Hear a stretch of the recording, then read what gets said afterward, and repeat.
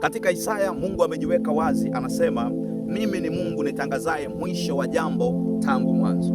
Na kwa kuwa tunaijua asili ya Mungu, tunaijua tabia ya Mungu, tunaijua sifa ya Mungu, kwake hayatoki yaliyo mabaya, kwake hayatoki yaliyo maovu. Anaposema mimi ni Mungu ninayetangaza mwisho wa jambo tangu mwanzo, maana yake anatangaza yaliyo mema, anatangaza yaliyo mazuri juu ya maisha ya mtu toka mwanzo.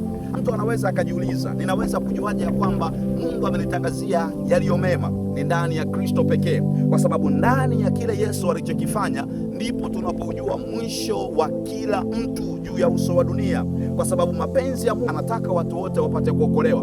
Kwa hiyo mwisho ambao Mungu ameutangaza tangu mwanzo ndani ya Kristo Yesu, ametutangazia mwisho wa amani na yeye, ametutangazia mwisho wa utukufu, ametutangazia mwisho wa uzima wa milele, ametutangazia mwisho wa kuwa pamoja na yeye. Huo ndio mwisho ambao Mungu ameutangaza katika Kristo tangu mwanzo. Haleluya! Pamoja na kwamba Mungu ametangaza mwisho wa maisha ya kila mtu, bado mtu ana nafasi ya kuchagua mwisho mbaya, ingawa Mungu amempa mwisho ulio mwema. Anachaguaje?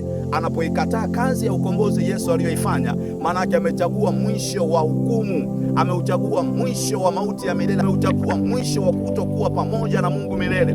Na kusi leo katika Kristo Yesu, chagua mwisho mwema ambao Mungu amekutangazia.